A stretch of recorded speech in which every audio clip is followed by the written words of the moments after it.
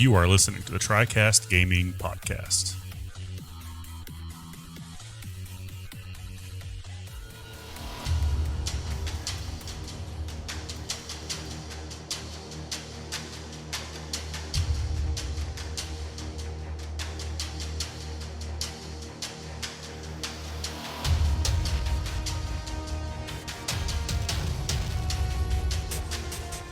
Greetings and welcome everyone to episode number 12 of the Tricast Gaming Podcast. I am your host, Philip Keeney, and I am joined today by the roguishly handsome Mike Martinez. Good day. And the ever quantumly present Adam Garcia. Hello.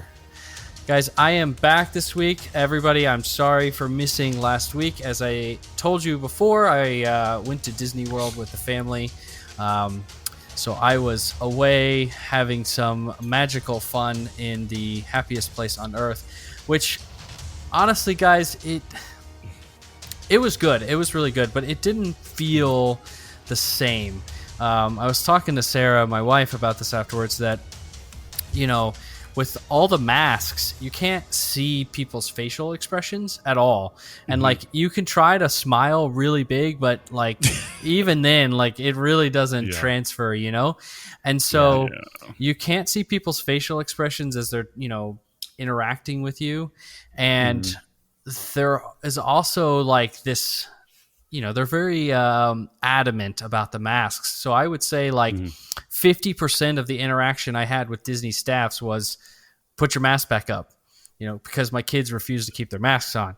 So it just didn't feel as magical, I guess, just because, you know, I just didn't get the same sense from the staff. I mean, there's probably also, you know, you got to feel for them. A lot of layoffs and redundancies there. I think just before we left, they announced like 28,000 people got laid off, which is insane. Shit. Yeah. I mean, it's That's so many And then, people. like, I bet they have to have their masks on no matter what, too. And I bet it's just awful for them, like, all day. Yeah. I mean, it gets hot, man, because you're outside. You know, you're outside, and it was Florida. Low. Yeah. I mean, it was low to mid 80s. And there was rain in the air, so it was certainly very humid. Soup. Yeah. I remember that. You know, having said that, I still had a great time. You know, Disney World is still a lot of fun. The lines were not too bad. We did everything that we wanted to do in terms of rides and stuff, especially in Galaxy's Edge, which if anybody hasn't been there and they're a Star Wars nerd, I very much suggest you check it out. Galaxy's Edge is, they basically created a spaceport, a little mini spaceport. They call it Batu, but it's very similar to like Mos Eisley from the original Star Wars trilogy. Nice. And so there's like, you know, a cantina, and there's like a droid depot, and there's all sorts of, you know, shops and things like that there, and it just looks really cool. So can you get that blue milk from the cantina? Yeah, you can. They've got a milk stand there. You can get blue milk or green milk. They have two different flavors. What does it taste like? Nice.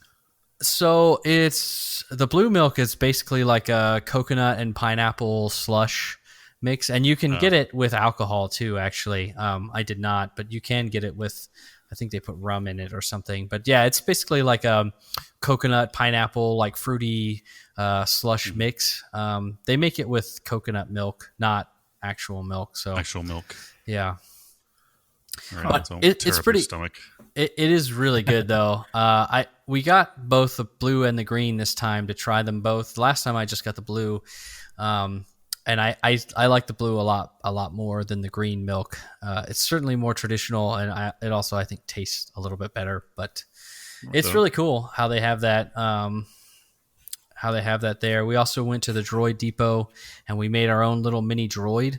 I don't know if you guys have seen these, but they're like, you go in there and you get to pick different parts, and you build either like a BB unit or an R2 unit, and you pick the different parts that you want, like the legs and the body and the head, and you pick them all. There's this big conveyor belt, and they just spits all these parts out, and you get to pick them up off the conveyor belt, and then you go and put it together. Nice. And this droid is, I don't know, it's probably like maybe about a foot tall, maybe 15 inches tall, something around there.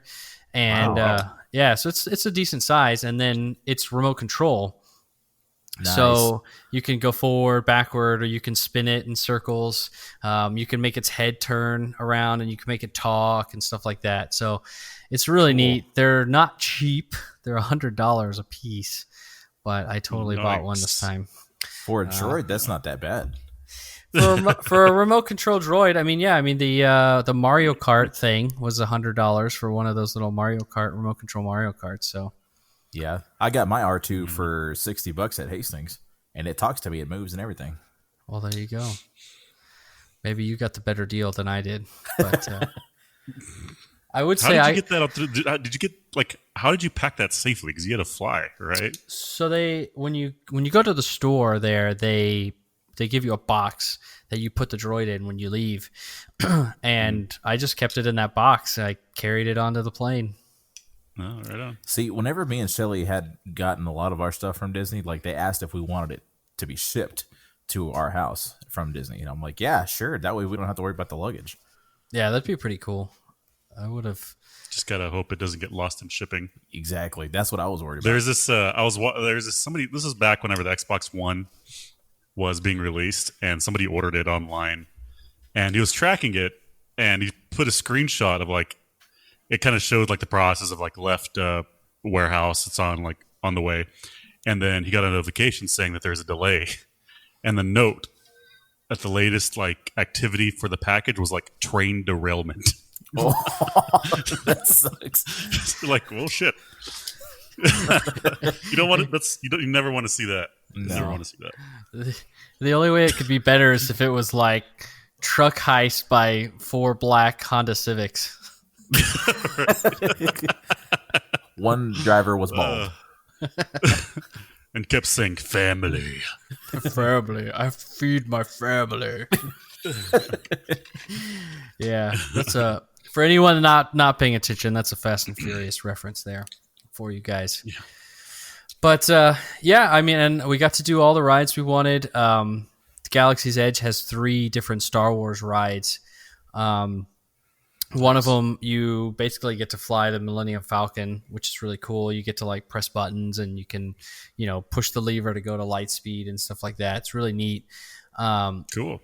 And then another one is you're in a little cargo ship thing, and you put on 3D glasses, and there's a movie that plays in front of you, and C-3PO is piloting it or whatever. It's kind of neat. And then the big one, the new one, Rise of the Resistance, I don't really want to spoil it. I think it's so cool the first time you experience it, that anybody that... Is it it's kind of like an escape, right? You're escaping?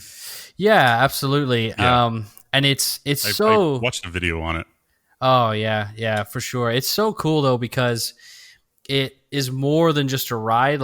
Most things at Disney, you wait in line, and there's stuff in the line, right? There's stuff to look at along the line as you're winding through, and that's kind of part of the experience of the ride. But then once you get to the ride, you get on it, and it's, anywhere from 4 to 15 minutes long. Splash Mountain's nearly a 15-minute long ride. So, they're anywhere from 4 to 15 minutes long, right? But Rise of the Resistance is different because it's an experience. It's a whole set of things.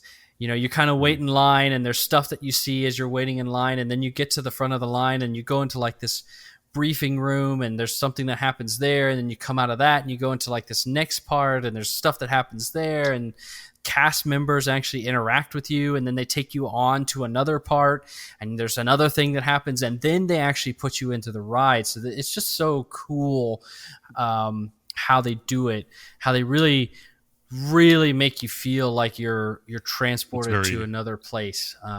Immersive. Absolutely. In the video I saw. It sounds very familiar. I want to say me and Shelly were on a ride similar than that, like that. I mean, Rise of the Resistance is new. Unless you went within the last 12 months, I don't think you would have been on Rise of the Resistance.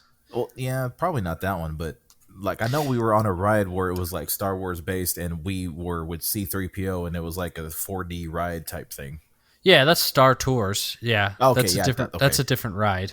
And that one, that one's kind of cool, and that it looks like you're walking onto a ship, and you sit down and you put glasses on, and C-3PO's up there and stuff. But the Rise of the Resistance is just so much more. The only thing close to it is Avatar, the Flight of Passage, where they do also take you into like a briefing room and show you a movie, and then there's a little bit more to it than just get on the ride and go and get off the ride. Yeah. But other than that, there's nothing else at any of the 4 Disney parks there like Rise of the Resistance. And so if you ever get a chance and you're a Star Wars nerd, I highly recommend it. There's not much more recommendation that I could give. I mean, there's it's just so good. And try not to spoil it for yourself, because there's just moments in it that the first time you see it and you experience it in person, it's jaw-dropping. I have a question though. Is this a ride that has it's fast pass optional? No. So this is a really unique ride in that they're testing this new system where you basically you have to get to the park before they open, and then right at 10 o'clock you have to have the app open, and you have to join virtual queue, and they'll give you a spot in the virtual queue. And then when your number comes up, you go back to the ride. And it's not instant, but it's pretty close to as if you have a fast pass for the ride, but it's not a fast pass, if that makes sense. Yeah. So, but the problem with that is that you're not guaranteed a spot. So when we went, I mean, we were in the park, I was ready, 10 o'clock hit, I immediately hit it on the app, and it was already filled up. Wow. Which was I was pretty disappointed, but they're doing it where you can try again at 2 o'clock right now. And so at 2 o'clock we tried again, and we actually got a spot that time. So thankfully we were able to go and do it. Huh. That's good at least. Cool. So I have another question. Yeah. Did you get me and Mike anything? Man, guys, I did not. I'm sorry. I'm sorry.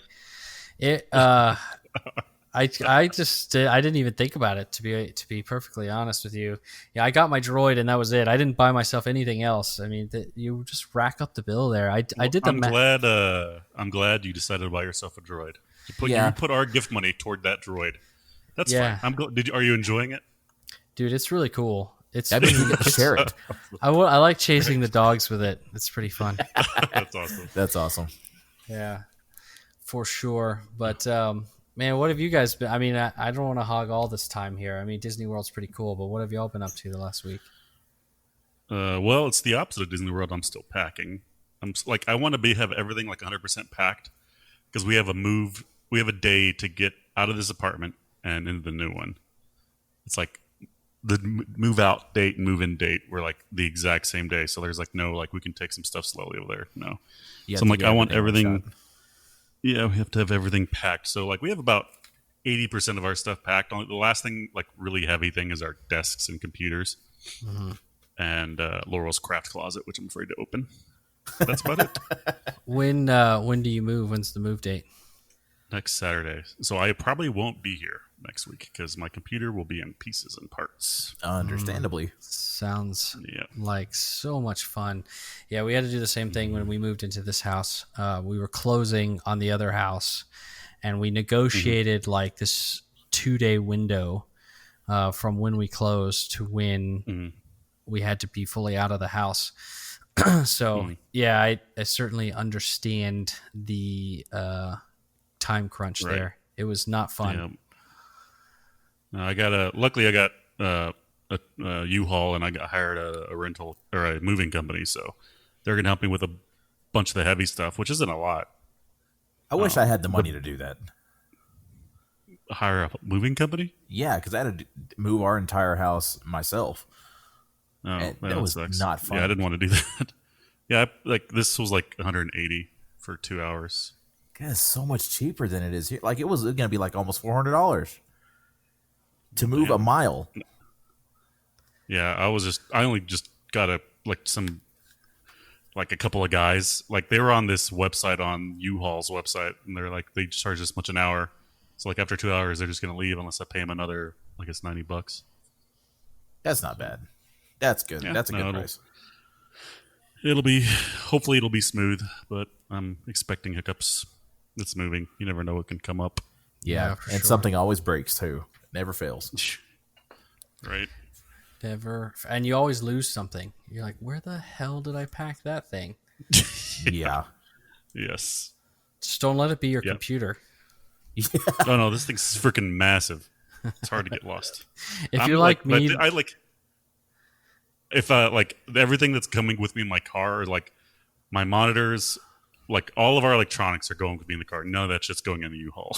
yeah, None that's, of it. that's what I was about to say. If you're like me, all of that will go in the car. Yeah. And then luckily, Laurel, bless her heart, got her internet transferred. Actually got an upgrade for cheaper. So right now we have 250 up and 100, or no, 250 down, 100 up. When we move, we're going to have 600 down and 250 up. Awesome. Very nice. Yep, it'll be ready to go when we get there. Nice. Hopefully. Very nice. What about you, Adam? Anything exciting this past week? Honestly, like this week was really dull until today. Well, What was that? That's Mike's mic stand. That was It's just like the sound of death. Yeah, pretty much. That's not something you want to hear at 2 a.m. I just wish that when it came across this, it sounded like it does when we're playing Rocket League.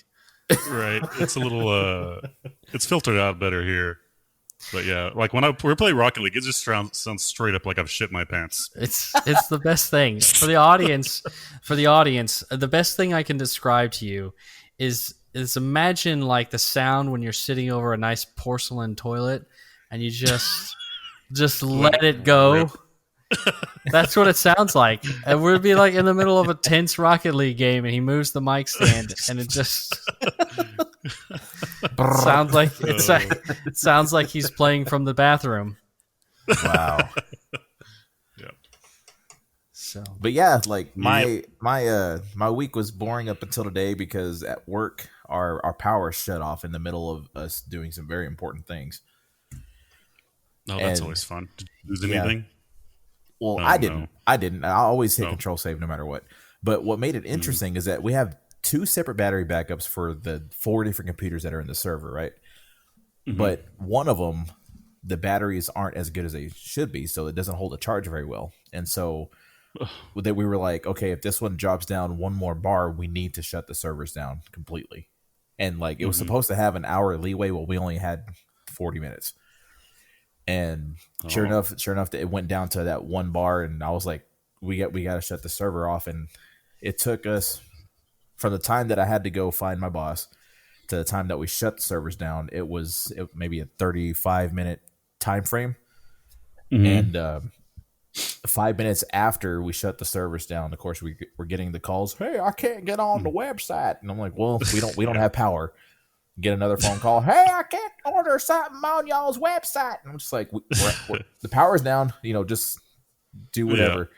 And so I call the front desk, and I'm like, guys, tell them the website's down. Don't send them back here. Like, we got other stuff we got to do. And like literally, as soon as I get off the phone, the power comes back on. I'm like, oh my God. So we start the long 25-minute process of turning everything back on. Calling everybody else, hey, the server's back on, and so start pulling orders and blah, blah, blah, blah. And it was just like, well, that was a fun hour. Yeah. We have we have a huge generator at our machine shop for because if our power goes out, our engineers can work for like a week Nice. before like they run out of power. So like if like all the computers will stay on, like the machine shop will be down, all you'll hear are the computers humming. Nice. Yep. it's the only way to do it. Well, I guess we should truck along here. I was going to do some weird questions this week, but I feel like instead maybe we should give the audience a little glimpse into what you guys touched on a little bit last week, and that is Mike and I's bet. Oh yes, yeah. It started with because like Arkham Knight, I saw you and mother buddy Jason were ahead of me in points, and I'm like, oh, that can't stand. So I downloaded Arkham Knight, and I'm like, almost done with it. Like I'm playing on a there's like hard mode plus or story plus or something. It makes the game extra hard. So I beat the game twice. I'm almost done with it, and so I'm like, I wonder what else. And then like I guess like I kind of boasted to you, Phil, and then you came in back with me and saying, well, I beat this many games and have this many platinum trophies. I'm like, oh, hold on a second, I don't have a PlayStation. So then I was like thinking more like, let's make a bet like at the beginning of January to see who can play the most games, and yeah, we'll see what happens. Yeah, so I mean, my feeling on it is you just play what you want to play, but of course you can take on the challenge however you wish to, Mike. I just think you'll kill yourself within just a couple weeks with the plan that you tried. Dude, I was thinking that too, because like when we were talking, I was like thinking like, okay, so I play this many games, play this many hours in the day. Like, oh yeah, I can beat him quick. Like I'll be so far ahead of him like after a month, and then I'm like thinking, holy shit, I'm gonna burn myself out. Like I don't really play that many video games to begin with. Like, so yeah, I'm just gonna actually pick up a game every now and then that I think is gonna be fun, and I think it's gonna come down to how many games we enjoyed playing, like what we find interesting. So if you find more games interesting than me, you'll probably win, and vice versa. So, and I'll be over here with my popcorn, just watching all this go down. Yeah, I guess we'll see. I know that I'm on, I think about 25 games so far for this calendar year, and looking at what is due to come out, I think I'll probably hit about 30 games for this year. So I mean, that's 2.5 games a month, and obviously they vary in length. I played something as long as Final Fantasy VII Remake, which took me nearly 60 hours to finish, and I've played something as short as a game called Perils of Baking, which I think I platinumed within 5 hours. So, they vary in length, but you just play what you play. That's how I'm going to approach it. I'll just play what I play. For the audience to understand, the rules are that, what did I say all the rules are? You have to see credits, and credits can be, it's kind of a loose term. Like Tony Hawk's, there's 2 games in the Tony Hawk's Pro Skater remake, and there's like 9 levels in each game. And if you do enough to finish each level, then I would consider that finishing that game, but you don't actually get credits at the end of doing that. So, it's kind of a loose term, but see credits in quotes. You don't have to 100% the game, but you have to at least get to a point where you've seen most of the stuff and you've completed the story or whatnot. And then I think I said something like it has to be more than 2 hours or something like that, right? You can't just pick some shovelware on the Apple store and play, 100 of those and they count. So right. I think I said it has to be like at least 2 hours long. And then I think I made some kind of comment about where you play the games. Like it can be anything as long as it's more than that 2 hour mark and it has like a clear ending to it. So for example, Super Mario Run on the phone has a clear structure of there's 6 worlds and 4 levels per world, and it takes a little more than 2 hours to finish it. And if you do that, that's a game. So you can. No, You said any game platform counts, console, PC, mobile, must have a campaign, must be 1.5 to 2 hours long, minimum, and must see credits. Were your 4 rules here. There you go. Yep. There you go. And for the audience to know, I've been tracking this in that vein in an Excel spreadsheet that I started in 2015. So at this point, like I said, I'm gonna have to share the spreadsheet with you guys. It's pretty big now. Every year I have a tab for like games played plus the games releasing that year that I'm interested in. So that's how I kind of keep track of what's coming up, and I sort of plan out what I'm going to get when I'm going to get it, because video games are expensive, right? So they are very expensive. Yes. Yeah. Can't just, although Game Pass is helping that now. So yes, that is. So that's our little thing. We're gonna start in January. So I'm gonna have to be a little. Sometimes I let the years blend because it doesn't matter because it's just my own list. But I'm gonna have to be a little bit cognizant of how that happens this year, so I can start Right. true on January 1 to play more than Mike. My hope, though, is that it gets you more unique games to talk about on the podcast rather than just Satisfactory every week. Just factoring Rocket League. Well, And I mean, if you Rocket League. look, I'm installing Forza Motorsport, Which is and surprising to me. and I'm like, I went to go install it. It's like, I'll play this before the show starts, so that way I'll have another game to talk about. Like 119 gigs. I'm like, shit. Whoa. So I got to go and like uninstall like Arc because I don't play that much anymore. So I uninstall that, and I'm not installing it now because I don't want to mess up my internet connectivity. Yes. So I'll probably let that download overnight. But yeah, I'm installing that because I'm gonna try that this weekend. Awesome. It looks Well, pretty. since you're transitioning us into video games, let's just go ahead and do it. You know, guys, each and Let's do every week we get together to channel our virtues through the Triforce to provide you, the listener, all the latest news and our general thoughts from the mythical world of video games. We are new and doing this entirely of our own entertainment simply because we love video games. Isn't that right, guys? We love video games. So if you like what you hear, please consider leaving us a like and review on your podcasting app of choice. If you really enjoy it, please consider sharing on social media and the like to your friends. You can find us on Twitter at Tricast Gaming P1 and on Facebook at Tricast Gaming Podcast, or finally at our website, TricastGamingPodcast.com. DM us on Twitter or Facebook with your questions, comments, corrections, anything you want us to read, and we will read it out on this show. We will give your name, we'll give you the credit, and we will discuss what you have to say. With that said, normally we do corrections here. I didn't hear anything that really needed correcting. I feel like this is a running trend. I need to start listening to the show a little bit closer, but this is where I need your help, guys, you listeners. If you hear something, correct us, send it in, and we will read it out. So unless you guys don't have anything, Mike, I will turn it right back to you so you can tell us about Forza Motorsport, Rocket League, and Satisfactory. Yeah, like I said, I'm installing Forza Motorsport just because I saw that on my app here, like it was available to download. I'm like, okay. I mean, it just looks gorgeous. This will be my first motorsport I've ever downloaded or played. This So, is the hopefully Forza that'll be Motorsport fun. 7, right? I think so. It's the one that just came on Game Pass like yesterday or today. Right. I've actually never played this game, so I'm intrigued. Oh, really? I played 5 and 6. I almost asked you like if you played this one.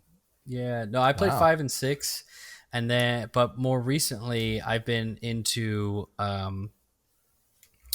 It's called. Why am I drawing a blank on it? iRacing? iRacing is a more. It's used by professionals, like, you know, if you've heard of Dale Earnhardt Jr., right, the NASCAR driver, he's like one of the top iRacers in the world. He's got one of the highest ratings, so it's a much more professional sim racing suite, and it's on PC, and I use my steering wheel and everything with it. So I kind of transitioned out of it. So it's more of a technical side of things, not just like go and.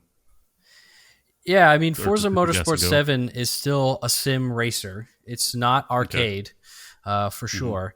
So be prepared. It is a sim racer, but I think that the experience that iRacing provides in terms of, you know, your tuning and your setups and how the car feels and how the tracks are programmed, and what the car does is a little closer to realistic than Forza 7. So that's why I transitioned. But I do know several of the top IndyCar drivers right now use Forza 7 as well. So it's certainly a sim racer, and it's certainly prestigious, but it's just not the one I'm playing right now. So I haven't actually tried it. You'll have to let me know. For sure, will do. I'm also playing Rocket League, our staple of a game. Like, just that's what I play. And then I've been playing Satisfactory with my wife. I don't want to get into hardcore gaming like right now because we're moving and I can't really invest a lot of time. So yeah, Satisfactory finally got up to the point where we can start using nuclear power. Yeah, that's you all I got. were telling us about that last night during Rocket League, right? About what, our Satisfactory? Yeah, about the nuclear power stuff. You were kind of You mentioning. mentioned that in the last why- podcast. Oh, maybe that's where I was. Guys, come on! I went to Disney. all I blending flew on some together. planes. I listened to some podcasts. Like, give me a break here. Yeah. Real-time we were on the correction opposite for the win. spectrum. of a conversation in Rocket League last night. It was not satisfactory. Gotcha. But no, it was like on our podcast. But yeah, we just got to nuclear power, and I'm having to like adjust. Like I like as soon as like we unlocked it, like we have to like pretty much tear down our whole base, kind of reformat it to like be more efficient, and then kind of redo our current power situation. So it's fun. Awesome. All right. Well, satisfactory. Mike is about 1,000 hours into that game and still cannot call it as a complete game because there's no credits to see there.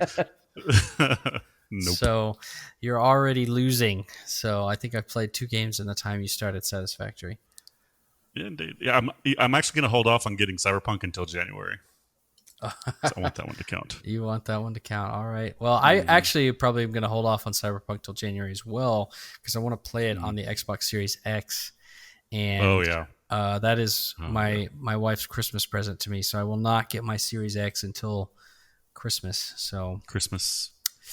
I will probably wait. But you bought it, so you're going to have it just chilling there and you can't play it till Christmas? Yeah, my wife is very much enjoying rough. She's very much enjoying this. I think she's probably going to like sit it on the kitchen counter and just leave it there. You know, I would have her unbox it and plug it in. You still can't play just have it sitting in your desk. Yeah. It's funny because she was like, I'll buy you whichever one you want. And I was like, buy me the PS5. Because like I was like, you know, I totally want the Series X more than the PS5. And she was like, okay, if that's what you want me to. And then I was like, you know what? You want to do this Christmas thing. I should let you pick the one I'm most excited about. And so that's where you went wrong. Yeah. You know, it is what it is, guys. It is what it is. That's rough, dude. So, all right. Well, Mike, it seems like maybe soon, maybe once you get done moving, we'll have something more than just Rocket League and Satisfactory to talk about. But for now, we're gonna go to Adam to talk to us more about Digimon World Dawn. It seems like we really don't venture out on this podcast, guys. At least not lately. I'm still unpacking. I'm still learning how to be a dad, and that's my biggest issue is that I haven't found the groove yet to find the time to like Phil has since he's the master of managing his time and playing games and finding time for himself. Like I still need to find that groove, but I do know that playing the Nintendo 3DS it's quick and easy. I don't have to do a whole lot. I don't need to get too engulfed in it because I can just close it and take care of my business and just go back to it. So I mean that's what I've been doing. Like especially since a lot of these quests that I'm doing are probably like half hour to 45-minute quests because I'm usually getting lost in the maps. So I'm like, wait, I came from there. Okay, do I turn left? Oh, crap, no, I need to go back. And then like it takes longer because every 5 steps is what it seems like you run into an enemy that wants to attack you.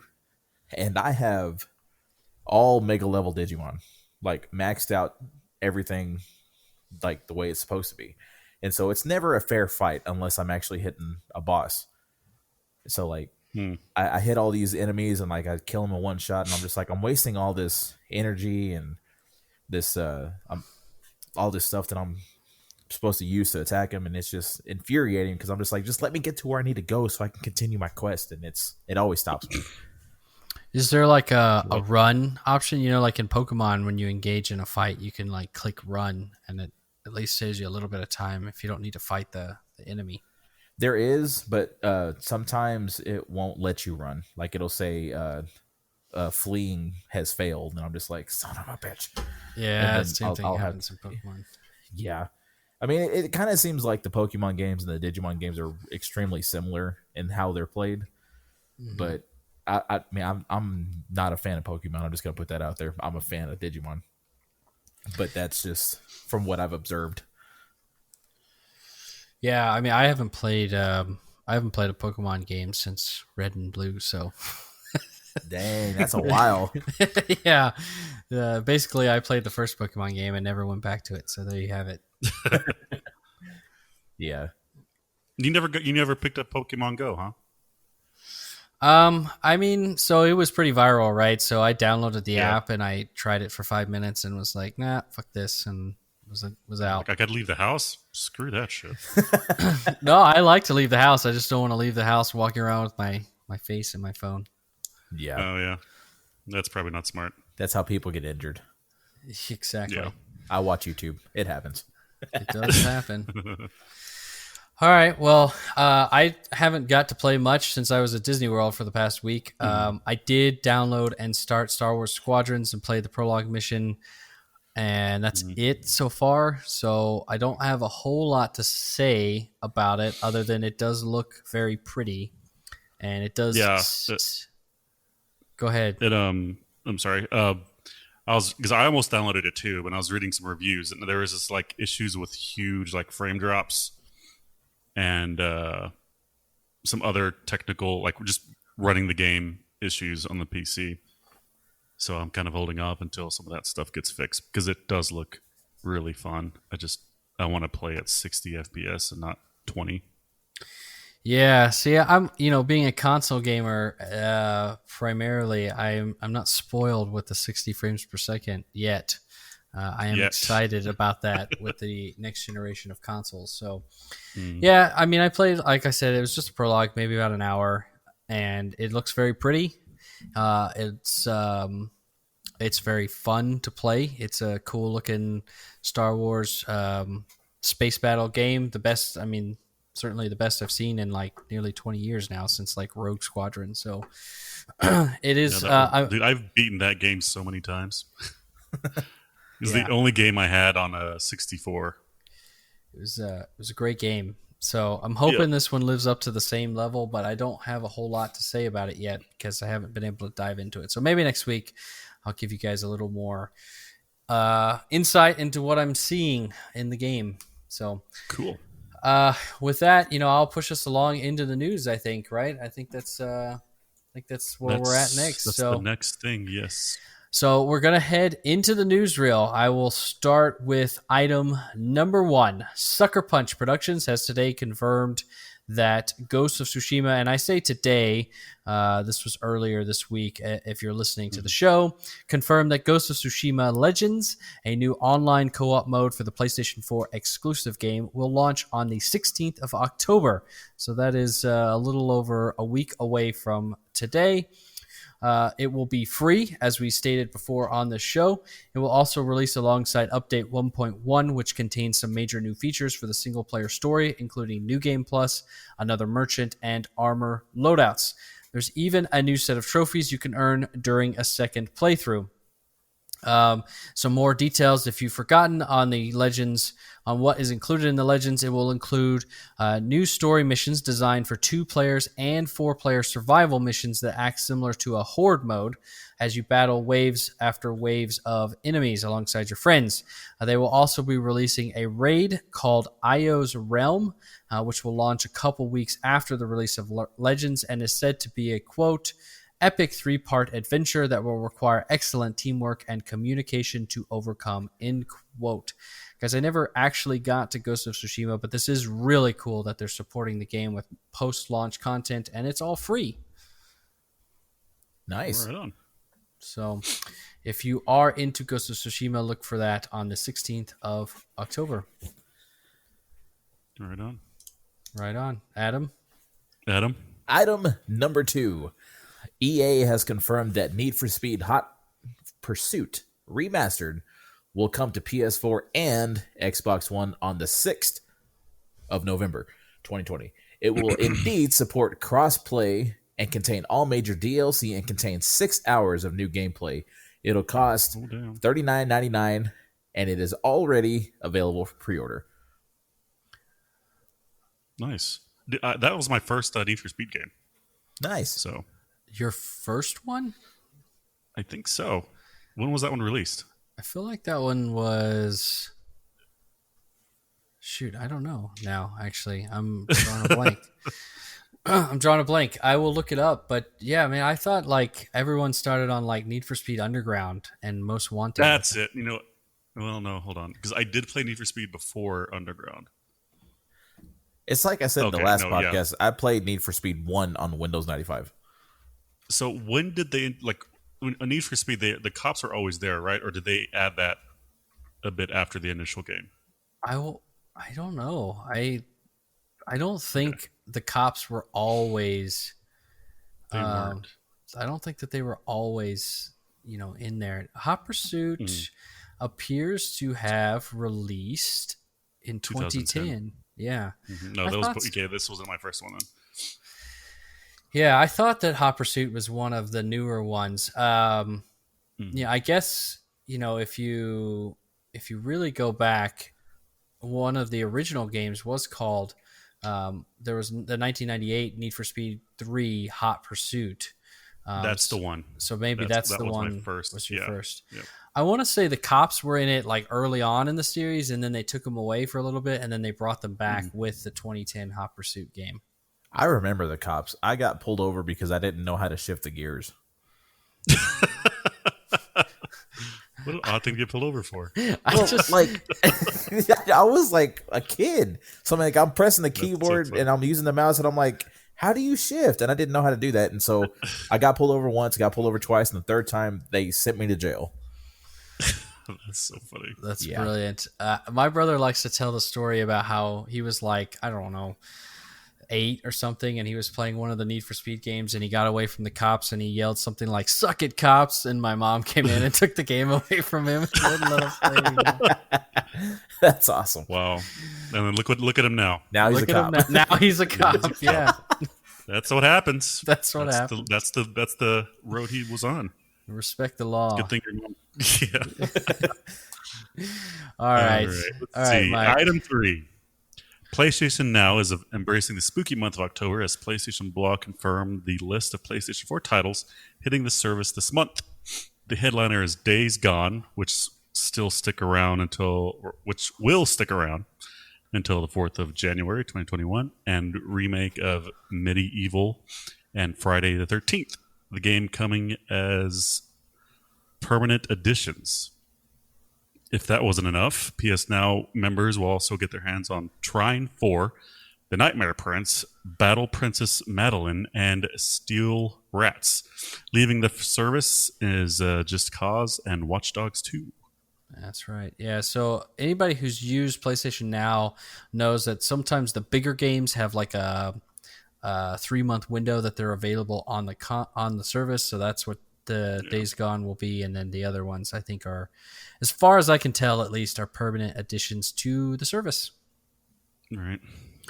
So yeah, Days Gone is a great first-party game. If you haven't tried it out, that's a good way to check it.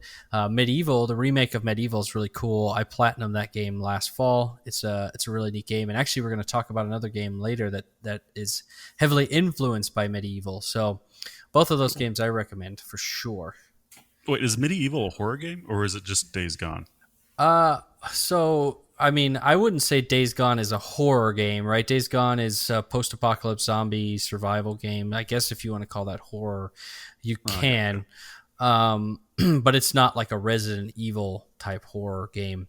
I gotcha. And then Medieval is not. I wouldn't. No, it's definitely not horror. But you play as this character named Sir Daniel Fortescue, who's like resurrected, and he goes around trying to fight these evil witches and wizards or something like that on Halloween. So Cool. certainly embraces the month of October. All right. Number 4. Since we just talked about PlayStation Now, let's talk about what's coming to Xbox Game Pass. Available now this week, Brutal Legend on Xbox only. If you don't know what it is, it's an action game from the mind of Tim Schafer, Eddie Riggs. So you play as Eddie Riggs, a roadie chosen by the rock gods and played by Jack Black of Tenacious D fame. And you must battle through a heavy metal fantasy world to save humanity and slay demons using only a broadaxe, his guitar Clementine, and an army of metalheads. It's actually a really cool game. If nobody's checked this out, I really recommend it. It's Game Pass. Download it for free. Give it a whirl. I don't remember when it came out. I don't know if you guys have ever played it. Came out in like 2007 or 8. I still have it on my PC. Yeah, I have it. That's where I played it, was on PC. I bought it through Steam. It came with the while back. Humble Bundle for me, so I basically got it for like $5 along with like 8 other games. Yeah. Nice. Yep. So this was a 2009 game. So go check it out. Also, Forza Motorsport 7, which Mike mentioned, it's on Xbox, PC, and Android. All three places you can check it out. And we already talked about what it is. And then finally, Iconfell will be on Xbox and PC as well. If you don't know what that is, it's a turn-based tactical RPG about a group of troublesome magic students using timing mechanics to power your spells and block attacks. Explore the twisted halls of a vast magic school, fight challenging monsters and bosses, find tons of hidden treasure, and uncover dark secrets never meant to be found. Ooh. Very. Cool. All right, Adam, take it away. Item number 5. Sony has updated the trophy system to extend its level system all the way up to 999. I don't know why they never added that fourth digit. But anyways, an update to the icons associated with each type of file or trophy. As detailed over on the PlayStation blog, trophy levels are being increased from 100 to 999. To be clear, this level is the overall rank associated with your PlayStation Network account, rather than the total number of trophies you've unlocked. Your new trophy level will automatically be remapped to this new level system, with an original rank of trophy level 12 jumping up to the low 200s, provided as an example. Platinum trophies will now be even more valuable, and there are new icons attached to your particular rank. For what it's worth, Philip is now level 283. There you have it. Okay, explain this to me. So, like, what is this? So basically, because the old leveling system, so every trophy has some value in the background. They never officially published it, but people tracked it. You can go Reddit it. And so when you earn a bronze trophy, say you get like 100 score, and then eventually you'll level up. So this level is your gamer score, if you will, based on the number of trophies that you've earned. And the problem with it is that because it was such a narrow window, only up to a level 100 since the PS3 days, it actually takes a really long time to level up. Because it's like exponential, right? As far as getting levels. So basically, what they're trying to do is, explode it out and allow you to gain levels a little more frequently, a little more obtainably. Is that a word? Okay. That's a word. Yeah, that's a word. That's a word. We'll call it a word. So that's the point of this update. That's what's going on. So does that mean, so are all the platinum trophies worth like the same amount, or are there certain platinum trophies that are not worth as much? Because like that game that you played 5 hours on, that is worth the same amount of points as like you finishing or platinuming the Final Fantasy game. Yeah, absolutely. Right? Yeah, absolutely. And this is where the contention has been, if you're in the trophy hunter scene, as I'm kind of on the peripheries of. I'm not like hardcore like some people, but I'm kind of in it a little bit. As you guys know, I do like to chase some platinum trophies if I really like the game. So that's what they've been talking about a lot ever since this was announced. Even before this, there was issues with these, like 99-cent to $3 games getting released on the PlayStation Store that had basically like a 10-minute platinum trophy. And then they even figured out how to game it even more by like releasing the game on PS4 and PS3 and Vita and checking the North America and European accounts. So like one game that you go and pay like $3 for, if you had all the systems, you could literally get 6 platinum trophies in like an hour on these. And so there's a bunch of them. If you've ever heard of My Name is Mayo, that was like the original one that broke the levee and started the flood of these games. So it was already kind of an issue, and a lot of trophy hunters are saying that this is really just sort of incentivizing these games even more so now, because they've increased the value of platinum trophies in the background of your trophy level. And so now people will be even more incentivized to go and get those easy platinums. So I've never done that, because I like to point to my trophy list and say every platinum I've got there is because I really liked that game, not because you're just not like scooping up as many platinum trophies as possible. You're actually getting games you enjoy playing and just playing them to the max to get platinum trophies. Pretty much it. 100%. Yep, 100%. And even then, like, like Doom Eternal, I really like Doom Eternal, but some of the trophies are just obnoxious, so I never tried to chase it. So, Right. it's Okay. That's the way I do it, at least. But yeah, there's concern in the trophy hunting community that this could be an issue. So there you have it. See that? Yeah. All right. Item 6. Mortal Kombat 11 is about to get even bigger and better as a next generation version was announced by Warner Brothers that will bring with it 3 new characters. Combo Pack 2 includes Melina, Rain, and the classic Rambo voiced by Sylvester Stallone himself. This new character bundle launches on 17th November 2020 alongside the next-gen versions, and owner of the game on PlayStation 4 and Xbox One will receive a free upgrade. That counts for both the physical and digital versions. Oh, Nice. cool. And even includes those who just own the base game. The next-gen version of Mortal Kombat 11 Ultimate will include a 4K dynamic resolution, enhanced visuals, improved loading times, and cross-generation console compatibility for select modes. Cross-generation support will also be added. That's cool. Like how? Like okay, so you get a free upgraded version of a physical. It's like, what do? You just mail in a receipt or something, and they'll just mail you the upgraded version. No, I think you'll you just go to the store and then you just download it. Yeah. Oh, Yeah, I guess you'll probably have to have, if you got the PS5 digital, you might be in trouble here. But if you got a PS5 physical or the disc drive version, then you can stick that PS4 disc in there, and it'll verify your ownership, and then you'll just download it from the store. Is what I imagine will happen. okay, that makes more sense than what I was thinking.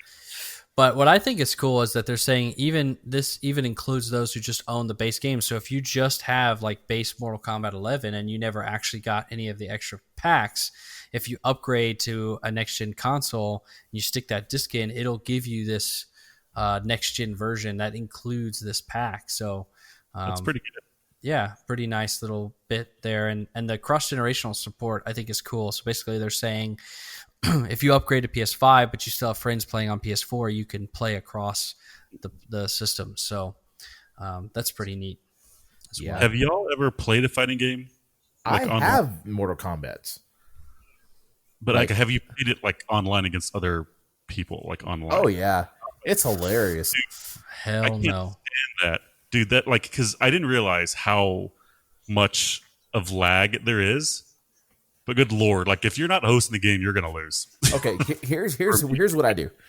Like, you know how like you have all these combos and like these intricate little like button patterns you have to remember. Okay, don't do that. No, What you do is you block or like move backwards, let them hit, and then you just keep hitting the punch button, just keep hit, or the kick button, just keep hitting it. And oh my god, they will get so pissed off at you because you win by just doing the stupidest thing ever. And it's funny because I've done that to so many people, and like the kids are the ones that freak out the most. Like the adults are like, yes. God, you're not going to do anything. Creatures. Golly, you're like, great. You're such a great fighter. And the kids are like, oh my God, will you do something different? And I'm just like, shut up. Go yell at your mom or something like that. But anyways. You're playing the game wrong, Adam. I know, but it's so funny to troll people with the stupidest moves online. That's what I love doing. Because people take it so seriously. They're like, okay, I got to hit up, X, left, right, swish. The swish motion on the left analog stick, the right swish motion. I have to draw a J, then I have to hit the R2 button. Then I have it's just that's a headache. Don't memorize that. Just have fun. At least when you're online, if you're playing the campaign, by all means go at it. Yeah. That's the not extra way to do things. That's for sure. When I play fighting games, it probably looks like your kid when your kid gets a toy. So basically, I turn on the game and I put the controller in my lap and I just go bah bah bah bah and I just smash on the controller. Button smashing. That's awesome. But I think what's cool about the Mortal Kombat 11 is that they're bringing in Sylvester Stallone to voice Rambo instead of some random actor from Britain. I think that's the coolest thing ever. I mean, you have to kind of have him. I think you couldn't really get anybody else. That's Rambo. Yeah, you can't. You can't do It's gonna the be a Sylvester travesty Stallone of voice. the highest Like, order if somebody else voiced the Rambo. yeah. And then my friends over there at Glitch Labs pointed out, the whole, they should have had the character from Demolition Man. What did he play? I forgot his name. I forgot his name too.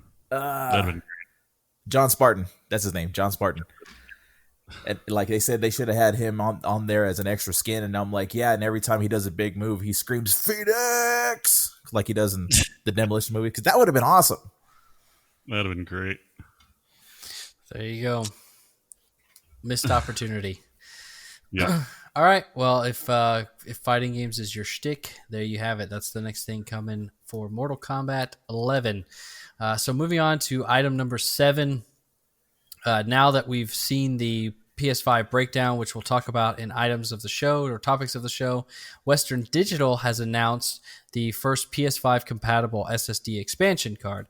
The drive is available in 500 gig, 1 terabyte, and 2 terabyte permutations, and each option costs $149.99, $229.99, and $449.99 respectively. So the cool thing here, we've seen the launch expandable option for Xbox. They're only offering a 1 terabyte option, and it costs, I think, $220 or $230.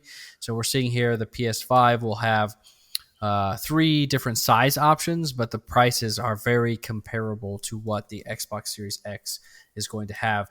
Both companies this week have announced that there will be more options after launch. So don't think this is the only way that you can expand memory. It just is going to be the only way at launch to expand memory. Nice. All right.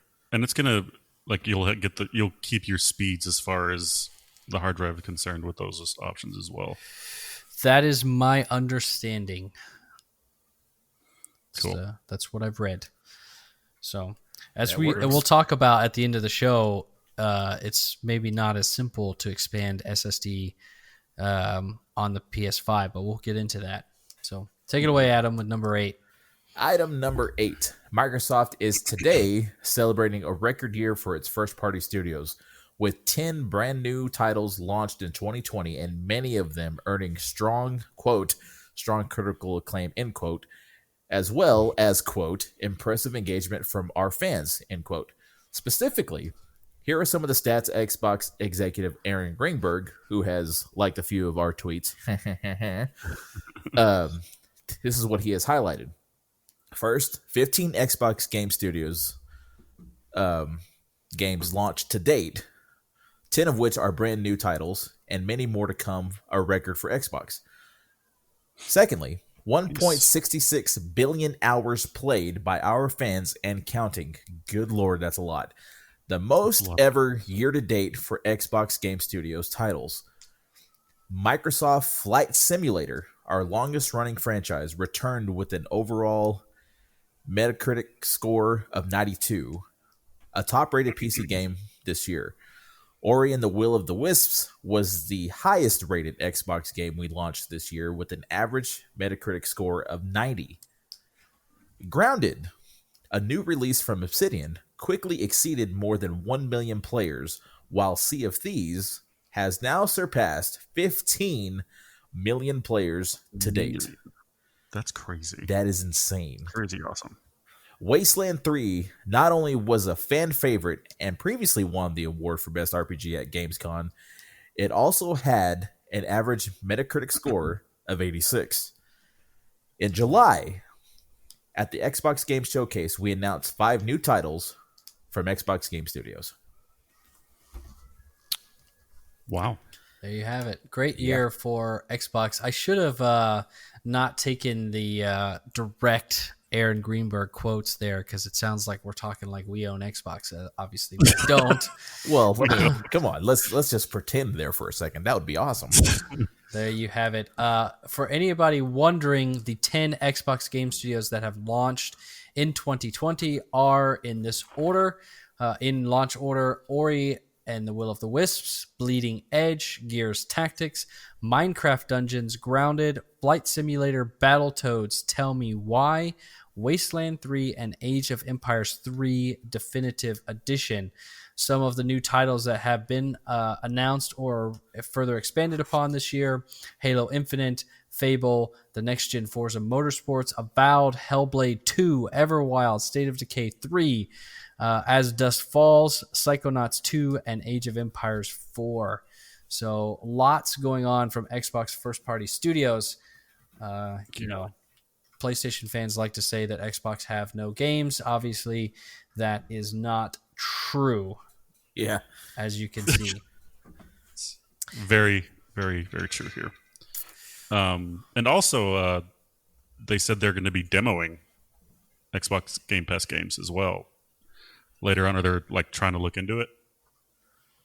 What do you mean? Well. What do you mean demoing? Oh, I saw that they're planning to demo using xCloud or putting xCloud on consoles. Is that what you're referring to? Oh, you mean like trying out? Yeah, Microsoft says using xCloud to demo Game Pass games on PC and Xbox. Yeah, is on the list of things to come. See, when you said demo, I was like, what are they destroying? Like, what happened? What's going on? What did I miss? Yeah, what they mean by that is that, you know, if you want to try the game without downloading it, you can use it through xCloud to try it out real quick. Nice. Or, as Mike mentioned on the show very astutely recently, if you have just kind of a shitty PC, if they put xCloud on PCs, you could still play next-gen games with just a shitty PC because you're streaming, as long as your internet connection is good. Yeah, you don't need all this expensive, huge graphics card that there is out there right now. That's right. All right, Mike, take it away. Number 9. Number 9, 3D platformer Pumpkin Jack now has a release date of October 23rd. It will launch on PS4, Xbox One, Switch, and PC. This game is the work of just one developer and sees you travel through epic and dramatic settings amidst the classic PS2 graphic style of help Jack the mythical pumpkin Lord annihilate the good. Yeah, so this I saw this on, I don't remember what show it was, but I saw it on some game show announcement earlier this year, or maybe it was towards the end of last year, and I got really excited about this because this is the one that I'm telling you is very much like Medieval. So it's very clearly taken Medieval as a inspiration to the game. So it looks really cool. Go check it out. Pumpkin Jack. I mean, it's very obvious that they're taking Medieval as inspiration, but you know, sometimes if you can make a good clone of a good game, it's still a good game. So check that one out. That's cool. All right, our final news item, number 10. Microsoft announced back in late September that it would be temporarily suspending the Xbox Design Lab controller service until 2021, and you've now only got a few days left to order one before it goes offline on October 14th. Fortunately, Microsoft is being generous for those last few days and providing a $10 discount on all Xbox Design Lab controllers. So if you've been wanting to get one, now is the time. Keep in mind, it will be a current gen Xbox controller. It will not be the new version that we'll be releasing with the Xbox Series X and S. But Microsoft have confirmed that all current controllers will work with a new console, so it won't go to waste. That's a pretty good deal. That's a very good deal. $10 off. Yep, absolutely. I mean, I still can't afford it, but that's a good deal. Yeah. You want to go get one with your gamer tag printed on the controller or something. I've been wanting to do that for a long time. Okay, so normally we're gonna move on to topics of the show. I don't know why I left PS5 exclamation mark there in the show notes. That's not really true. But normally we all sort of have our own topic here for topics of the show, but we've been kind of batting back and forth a few things, and I just sort of threw them all in here.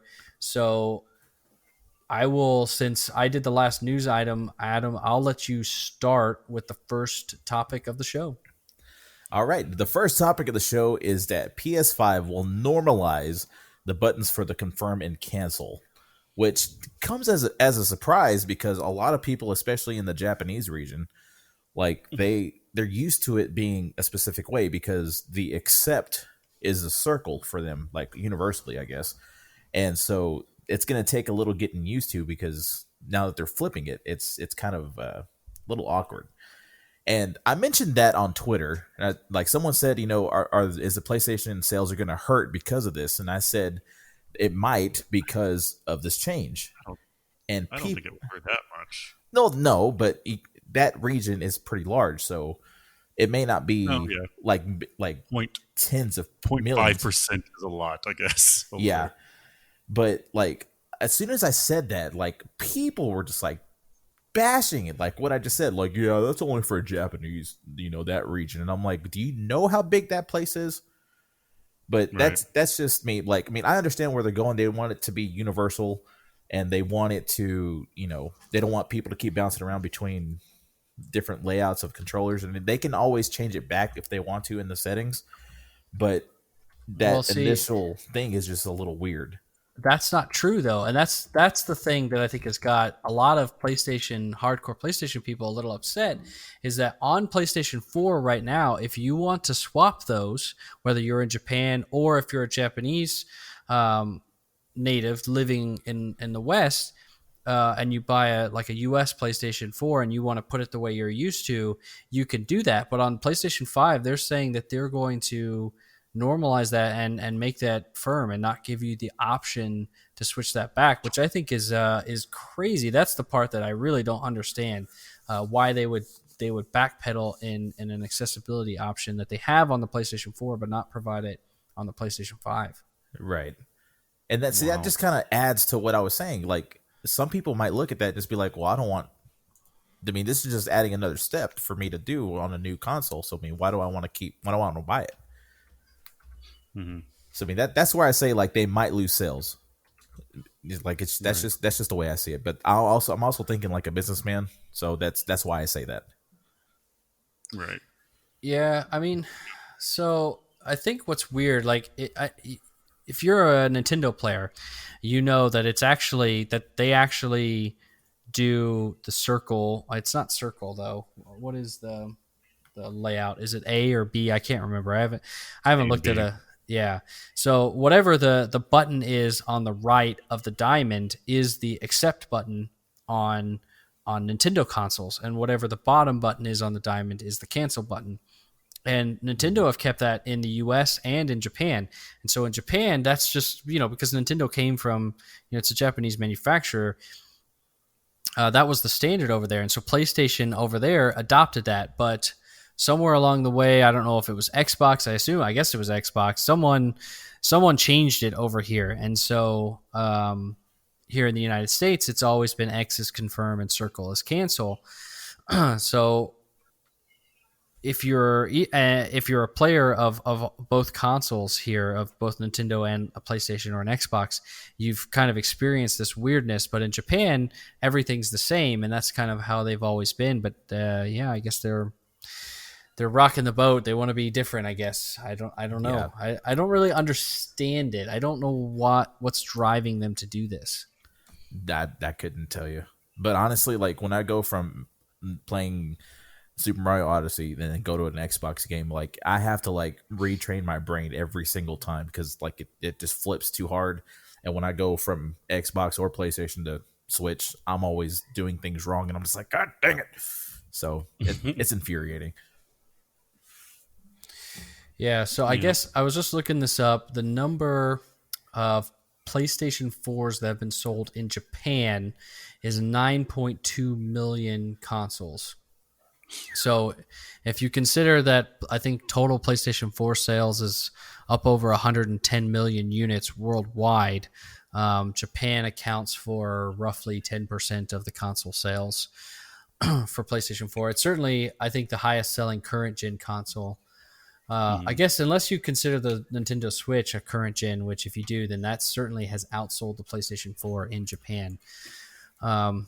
So it's possible. I think as long as PlayStation 4 is really the only place to play, or PlayStation 5, I guess, is really the only place to play games like Demon Souls and stuff like that, you're still going to get your sales in Japan because they're going to like playing those games. You know, if the next Persona is not on Switch, then I think Japanese audiences are going to go buy a PlayStation 5 regardless of the controls. So I don't know if it'll really hurt sales. But certainly, it's a mark against them. It's a strange one for them to go and do. Honestly, Yeah, it's kind of odd. It's just out of nowhere. Yeah. Yeah. So there you have it. I guess this was broke by Famitsu, it's Japanese outlet, the biggest Japanese gaming outlet over there, were the ones that broke this story. So I guess if this is going to affect you, be aware. You're going to have to start getting used to how the rest of us do it here in the West. X to confirm and circle to cancel. Yeah. Yep. Okay. Yes, all right, Mike, take us to number 2. Yeah, 4K versus 8K gaming. I came across this because Phil Spencer, I read one of those quotes from Phil Spencer. It says, I think 8K is an aspirational technology. The display capabilities of the devices are not really there yet. I think we're years away from 8K being, if it ever is, a standard in video game. Which I don't... Like, 8K is like, I don't need anything that huge. You know what I mean? Like, I'm fine with just playing on regular HD. As long as I have my refresh rate's high and my FPS high, I don't need to play on 4K. I could technically play on 4K right now with my monitor. I always just play in standard. Because like I said, just make sure my frames are high and my refresh rate's high, and I can enjoy the game just as much as I possibly because what do you think the difference is in 4K, 8K, like visually? Is there a huge visual difference? Yes, you can see people's pores. Pretty much. But I don't see that being an issue. I think really before 8K is even a standard, I think we'll have more VR games. Mm-hmm. But that's just my opinion on that. Before 8K becomes a thing.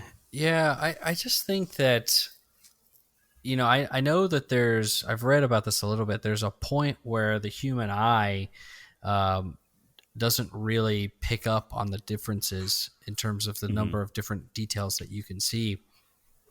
Right. And so I know that the conversation is already there with 4K. So going to 8K just seems crazy. And like you said, I don't know, because gamers are always going to prioritize frame rate over visual fidelity. As long as the game looks good, they're gonna be more in tune with frame rate. So I think you're going to see more of a push towards 120 frames per second frame rate than you are going to see a push towards 8K. So I agree with what Phil's saying here. Yeah, I agree too. And there are a lot of people that are probably thinking they're getting 4K, but they don't know how their TV or monitor works. So they're probably not really getting it anyway. Yeah, because you have to have a special HDMI cord. It has to be a rated, I forget what it is. 2.1. And then, is that what it is? Yep, I'm reading it right now. Yeah. Oh, okay. And, but yeah, I think as long as the frame rates are good, like you said, Phil, 120, that's perfect. And then with a high refresh rate, you can enjoy almost any game if you have a good monitor. So, yeah. Did y'all see the further reading section on that? On that article? No, I didn't. The further reading section says Sony has started branding TVs that support 8K and 120 frames per second and as PS5 ready. Oh, interesting. Yeah. That sounds like a marketing gimmick, though. It is. That's what I've told y'all before. You can't see this stuff unless you have the equipment to support it, and it's just it's coming down the pipeline. I wonder what these TVs are going to cost. That's what I was looking to. Sony Bravia TVs. And then it also says that it is required to have HDMI 2.1 in order to even see this stuff. And Yeah. it's Yeah, you actually have to. 8K at 60 frames a second and 4K at 120 frames per second, just to be clear. Yeah, I will always choose 120 frames. So like I'm already wanting 4K over 8K just because of the frames. Yeah. So Yeah, and the other thing to consider here is streaming, right? So if you're streaming games over the internet, or you're Twitch streaming, like you're broadcasting your gameplay out, if you're a streamer, you know, yeah, the amount of data upload for 8K is astronomical. My God. It, Your internet provider is going to be calling you up. He's like, "What are you doing, man?" yeah.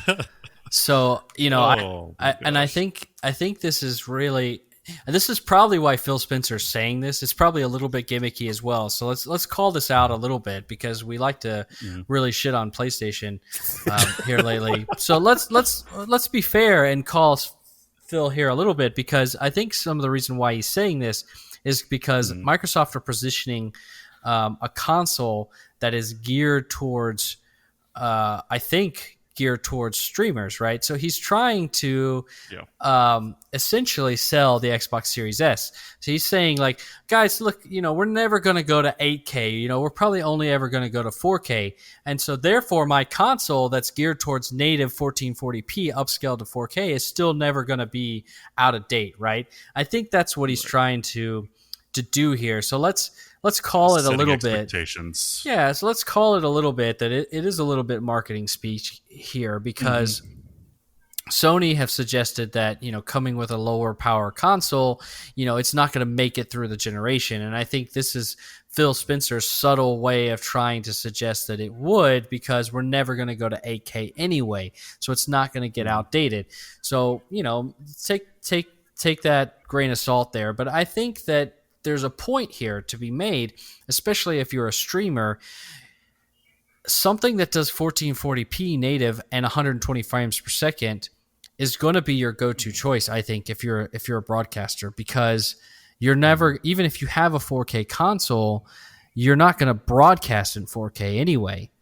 So, I think there's something to be said here for that, both as this is a marketing spiel from Spencer, as well as maybe Microsoft are on to something. Maybe they know something, or they've seen something that not everybody else is necessarily seeing yet.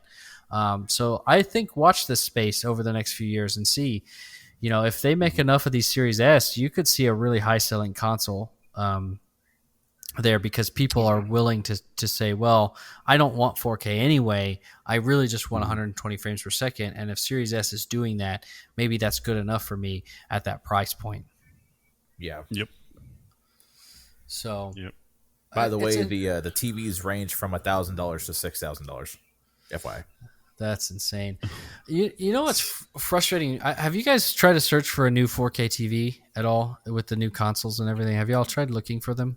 I'm afraid to. No, I haven't. I have a monitor that can play at 4K, so I'm not really researching. Yeah, maybe I need to look at monitor. What's frustrating me, I currently have a 55-inch 4K TV with HDR support. Now, it's I'm trying to remember the brand. I want to say TCL maybe or something. It's the Walmart brand, right? It's not the top of the line. I bought it a couple of years ago, and I still only paid like $500 for it or something. So there's certainly, Phil, you can get an upgrade for cheaper now. I'm not gonna lie. Yeah, so there's certainly better picture qualities out there, and I've been looking around. But the problem is that 55 inches is kind of too big of a TV for me, because I like to sit pretty close. And so I'm trying to find something that's like 50 inches, but that much better picture quality, and try to get that trade-off in price. But it's like, it doesn't seem like any of these Sony and Samsung that they'll do a 4K TV for less than like 55, 60 inches. And I'm like, I don't want that big of a TV. Like I want a smaller TV. Why won't you do that for me? I don't know. So if anybody, are you just opposed to just getting a monitor? Like, do you want a TV? So Is that what you prefer? I'm not necessarily opposed to a monitor, but I don't want to go too small either. So that's I think the monitors are typically smaller than I want to go. I want something in the probably the 45 inch to 50 inch range, somewhere in there. So, Yeah, and I guess because the way you have your game room set up, it's set up for actually a TV Yeah. as well. yeah, absolutely. And I still watch stuff in there. I'll go sit back on my recliner and watch stuff on TV, whether it's a soccer game or a movie or something like that. But I have my desk chair that I'll wheel up and be closer to the TV when I'm actually playing video games. So I don't know. If anybody finds a good suggestion, please write into the show. I am desperately looking for something in the $600 to $800 range that's a very nice quality TV, but not ginormous fucking 70-inch thing. I'm not trying to compensate for anything here, guys. He doesn't want it falling off his walls either. Damn straight. Actually, funny story. This TV that I have too has lines all over it. So if it's really white lights, you can see the lines, because when my youngest daughter was a little younger, I think she was 3 or 4, she came in with a pencil one day when I was at work and decided she was going to color on the TV. Oh my Oh, gosh. fantastic. And I came home and my wife was like, I'm so sorry this happened. I'm like, what the how does this shit happen? And so I had to clean the TV, and I got all the pencil off, but because she was, Yeah. pushing on it, Pressing. it literally Yeah. etched lines all across the TV. So when very white lights come onto the thing, you can see all these scribble lines all across the TV. So Dang. Well, here's what you can do. When she gets old enough and to have her own TV, you give her that one. Exactly. That's what I was thinking. that's a good point. I should do that. Yeah, just like Here's your first what you- TV. What One are all you these fucked up. lines? yeah. All right. Anything else on this 4K versus 8K topic? I've I'm said good. my piece. I've said my piece too, so we're good. Perfect. All right. So item number 3, PlayStation released a video tearing down the PS5. So you can see one of the Sony engineers taking this thing apart.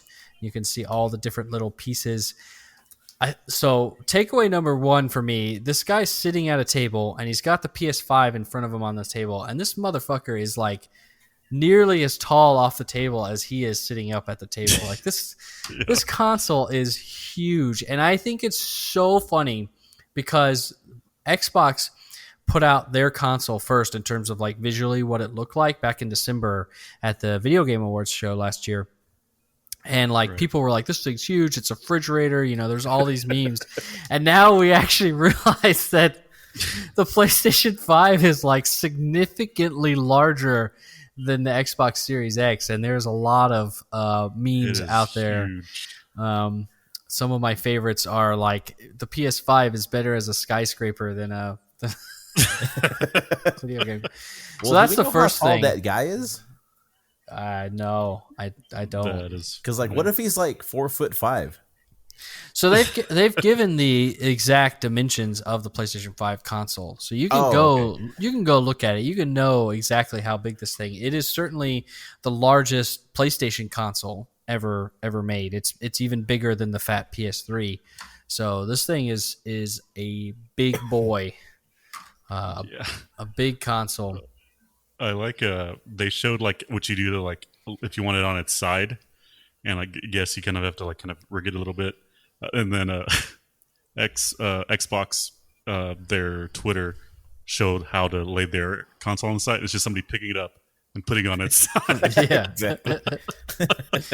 I love how everyone's like freaking out. They're like, "Oh, it's so elegant. There's a spot to put the screw, and then you turn the base." And I'm like, "For fuck's sake, guys!"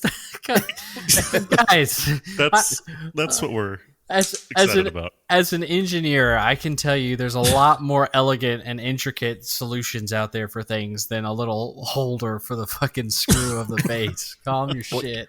We also have to remember that the base has a little clip to put on the body so you can like elevate it a little more and balance it.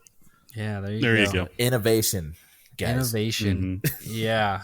That's definitely something. So that's the first thing I noticed out of it. The second thing is they showed you where you put expandable memory. So you actually have to take the panel of the console off, the big freaking white spaceship curvy panel, you actually have to take that off and then unscrew a little, cover and open it up, and then you put in your SSD expansion inside there, as opposed to Xboxes where it's literally a slot on the back of the console and you just plug the thing in.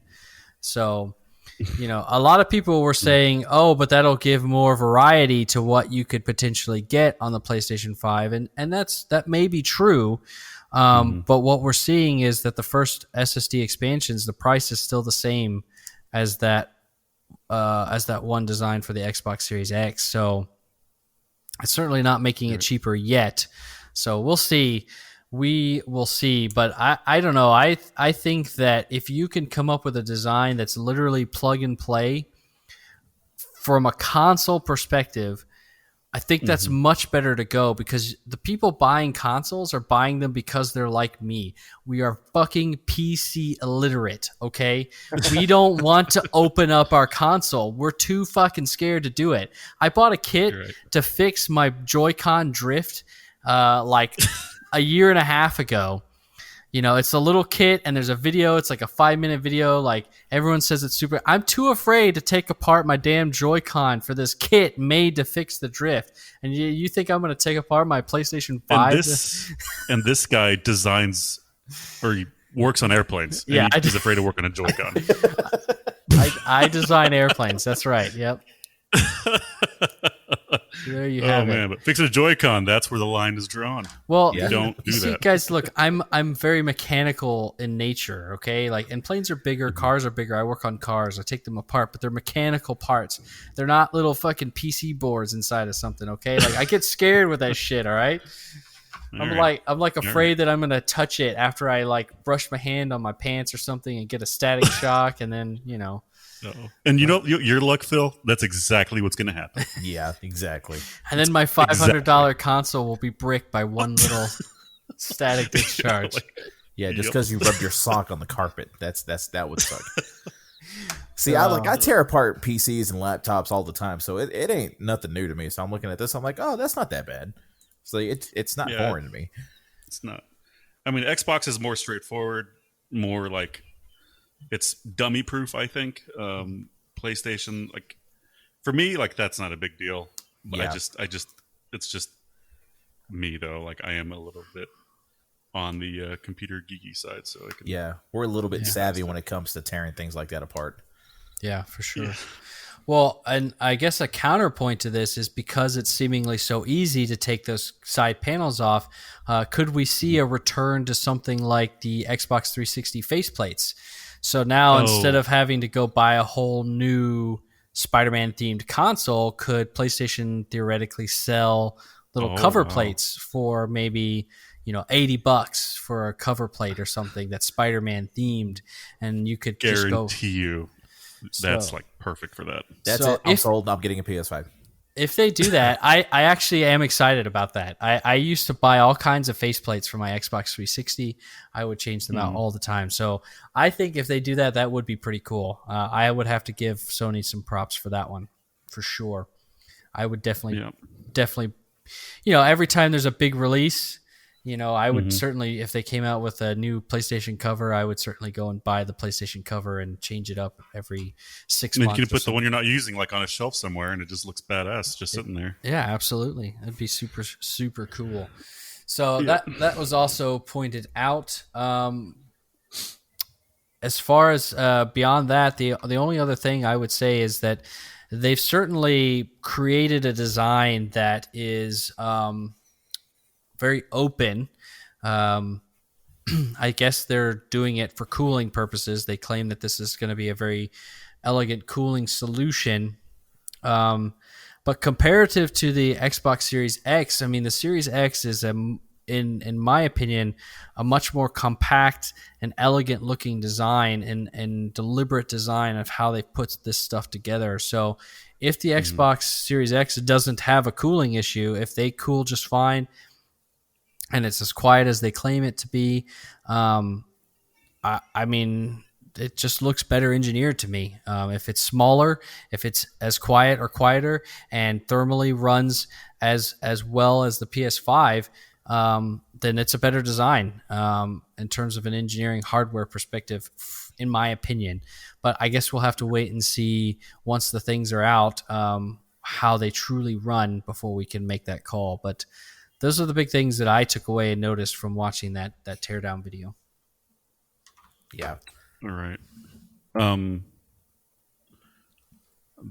had a question and I just lost it. God damn it. Yes, E does equal MC squared.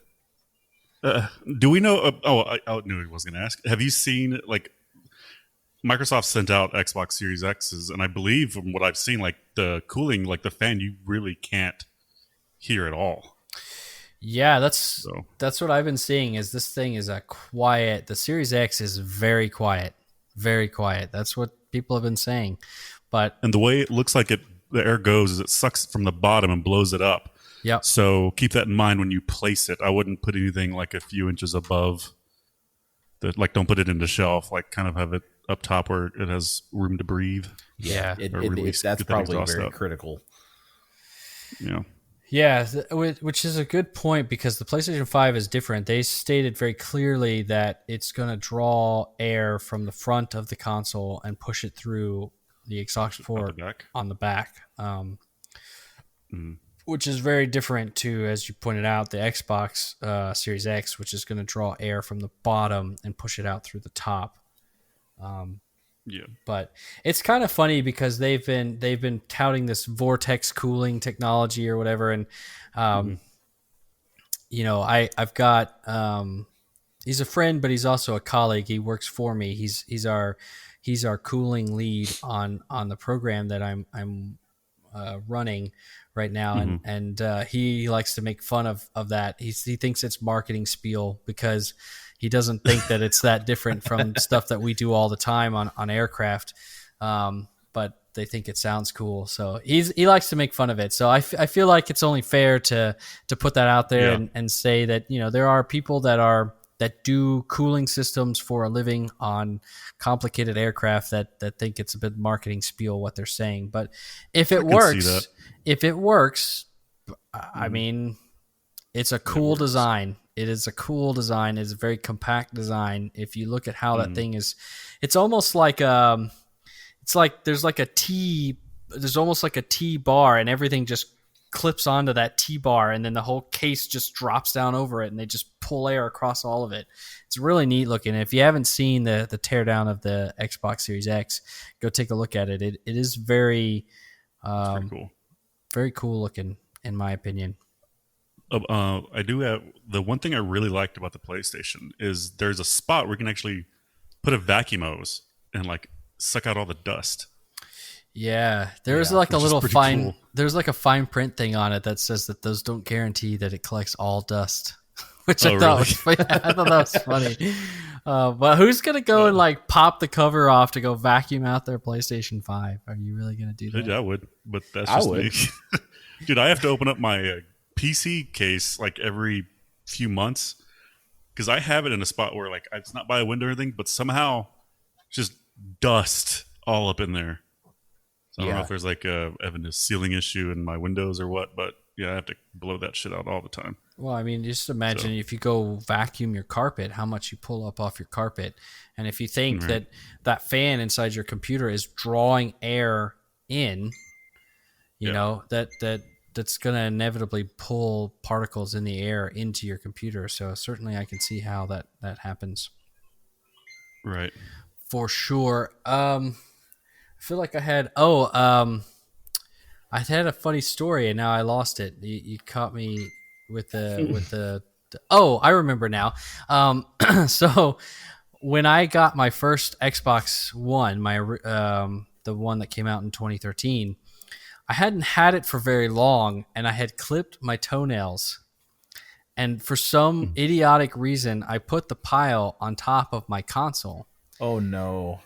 And I don't know what happened, but somehow I brushed the pile because if you remember the original Xbox, it had the fan opening on the top as well, next to that like flat surface, and it was sitting on that flat surface, and I brushed it over right into that opening, and it pulled it down, and I could like as it happened, I could hear like because the console was running, I could hear like all these nail clippings just through the console, and forevermore, every time you pick up my console and you turned it, you could hear the toenails clipping moving around inside the console. Wow. Why would you do that? So oh yeah, my gosh. that was a pretty idiotic move on my part. I don't own that console anymore. I sold it back to a GameStop, so some poor motherfuckers got my He's got your like, there's something toenails. rattling here, and they're like, "Oh no, they're thinking like, oh, it's a screw. We need to open it and find it." And they they open just a find a bunch of old pile of nail clippings. Wow. So there you go. That reminds me of something I did to my stereo when I was a kid. Like, you remember, those little coaxial cables that we have for like to connect the internet to the modem? Yeah. Well, I used to cut the casing off of that and use that as an antenna. And the copper. yeah, the copper. And like I was trying to find the right way to position this. I had the tape ready. I was going to tape it in place once I got the good signal, but I wasn't paying attention to the end. And the copper end, which was attached to the TV, goes straight into the stereo, and it blows the whole thing. Oh, great. I was like, well, crap. You just heard this big old... That's not fun. No, I was without a stereo for about a year because of that. That was an expensive mistake. Very. Oh, It was one of those go. 5-disc CD changer stereos with the big old boombox speaker subwoofer on the side. Like, it was expensive. Oh, Yeah. yeah. Back in the day, those were the thing. Mm-hmm. Well, there you go. All right. Well, I don't really have a whole lot more on this. I mean, I think it's interesting to see the PlayStation taken apart. There's a few little nifty bits that came out of it in terms of, how you actually do SSD expansion and stuff like that. They talked about liquid metal on the CPU to help cool it and stuff. So that was interesting. They showed the heat sink, giant heat sink that they put inside the console, which was also interesting to me as an engineer to see. I saw that they have a heat pipe on that heat sink, and I saw that Xbox actually had a little bit of a dig at them for using heat pipes still. So that's intriguing. The console digging, the little console war nitpickings between the two companies is heating up a little bit as we get closer to launch. So be interesting. We'll see how the console performs when it gets here. I think that's the most important thing. So we shall see. We shall see. Anything else on the PS5 teardown, guys? Nope. I think I'm good. I've got nothing. All right, well, let's move on to upcoming games. I wrote on our show notes read list, but honestly, like, it's a bunch of games that I have never heard of, and I don't have a whole lot to pick out other than FIFA 21 comes out this week, tomorrow, FIFA 21. So I'm going to be excited. Got to get the new FIFA when it comes out, but I know everyone else does not care. So upcoming games, if you're a FIFA nerd like me, FIFA 21 is out tomorrow, or if you're listening to the show the day today as you're listening to it, comes out Friday, October 9th. So Nice. That's all I got for upcoming games. Guys, anything else before we close out the show? I won't be here next week, so just be thinking about me because I'm going to be packing my ass off. You're going to That sounded literally wrong. remove your ass and pack it into a box? That sounds kind of... I may have to. That reminds me of some of the questions that I asked Mike last week. But I don't think I asked him that specific question. One of the questions was, what body part would you like to detach if you could? Apparently for Mike, it's ass. You did. No, you did ask me that. I said my pinky toe. Your pinky toe. I did ask you that. Phil, what would you say? Like, when you say detach, you mean like I could take it off and put it back on? Yes. I don't know. Maybe my left arm. Why your left arm? Because like when you're when you're cuddling in bed, with your wife. Oh yes, It's yeah, always that in old the dilemma. fucking way. So like, it'd be cool if I Yeah. could just like twist, click, take it off, put it to the Take it side. off. Don't need that mother while I'm in bed. So Yeah, that's true. But That's what if true. you have an itch and only your left arm could like scratch it? then I have to put it back on. You said I can detach it and put it back on as I want. So That's very true. That's very true. That's funny. there you go. There's my answer. Awesome. Right on. Okay, well, everybody, that's all I've got. So thank you for everyone listening to this here, the 12th episode of the Tricast Gaming Podcast. We're now 3 months in, guys. 3 months.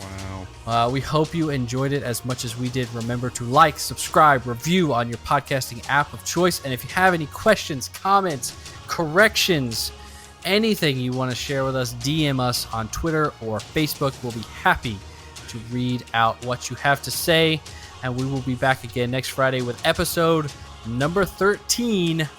Have a great weekend, stay safe, and game hard.